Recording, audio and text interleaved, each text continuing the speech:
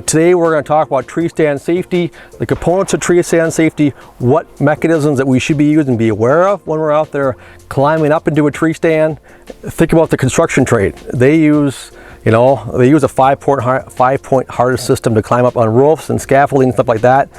With his vest, you'll see there's a strap coming out the back side of it that he's going to hold out in front of me for me. This is your lifeline. This is what attaches to the tree. When you're up in a tree, you need to have this. The vest looks nice and all on, but doesn't do any good unless you are attached to the tree. And that's the lifeline. Once you're attached to the tree, if you notice, it's got 3 woven spots on the strap. If you were to fall, let's see you were to fall 1 or 2 feet, the energy goes down the belt to your whole vest system. Well, if you're going to fall farther than 2 to 3 feet, a lot of energy there. That is supposed to break those stitching apart. It's your brake. That's where the energy goes, absorbs. So it's like a braking system in a sense. You'll still fall, you still feel it, but you know what? It's easier on your spine and back.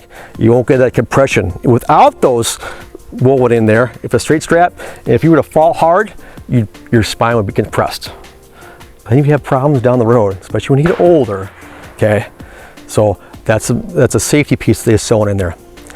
So this climbing stick is portable.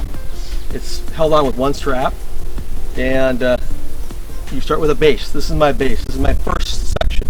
So I put this on there. I tighten it to the tree. And if you notice that it's fairly tight, okay? But if I lift up on it, see how loose it is? That's okay, because the mechanism here is I step, it drives my weight down, locks that into place. That's going to keep it won't hurt you at all, and that's okay. We want your strap to have a slight angle to it and be secure in place. That's okay. This next belt here, okay, I need to climb up the tree and put another one of these up for 2 more, okay? Now, I attach myself to here at the side here, okay? Then I take the other piece of the belt and I go around the tree this way, and so I'm still on the ground, myself locked in. Okay, now I need to go up. Now I can climb up. I cinch this up. This is where I can tighten my belt up. Okay, this is my safety. This is my extra set of hands. I got one hand here basically. To loosen this up, I pull on the orange strap. Okay, see like that. Now if I want to tighten, I just pull on the black strap. Climb up, get set. Okay, I test my equipment out first. Okay, I'm cinched already. I'll go a little tighter, so I'll stand up.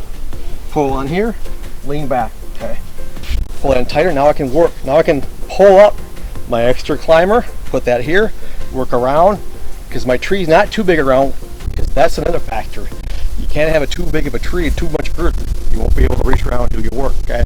You want to be able to do some good work here. So now I can put my climbing stick here, climb a little farther. If I didn't have these branches in the way, I can haul up my stand.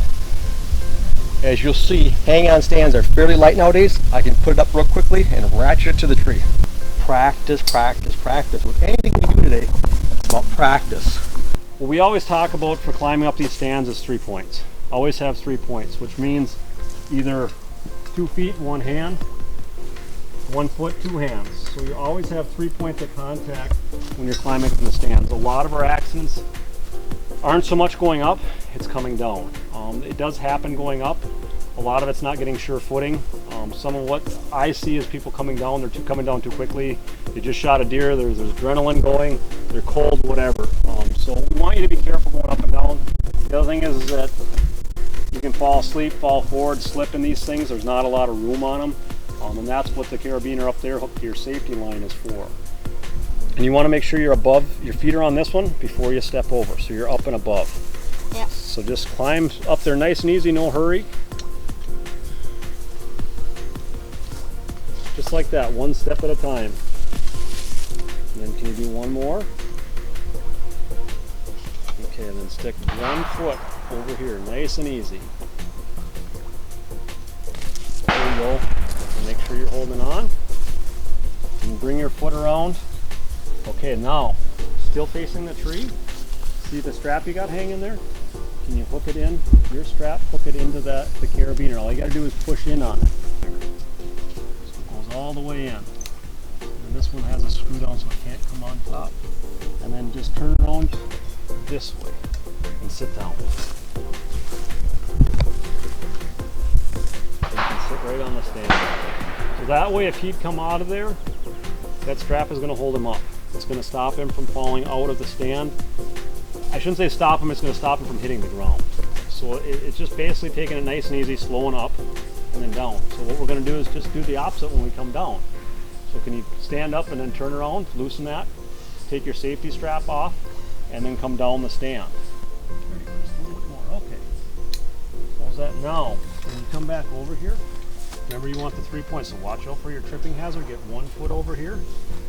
Can you try to hold on to the stand here with your hand? There you go. And then put 1 foot over. And then go ahead and get your other foot around the tripping hazard. Can you get it over there? There you go. And then just come on right back on. Very good job. Just like that. You're a pro at that. Good job. Cool. Thank you. See, it was simple, wasn't it? Yep. Even the adults could do it, right? Cool. It's knowing how to use them correctly, because there's different aspects and different styles of harnesses and vests out there. To know how to use them correctly is, build your confidence in, success and being safe.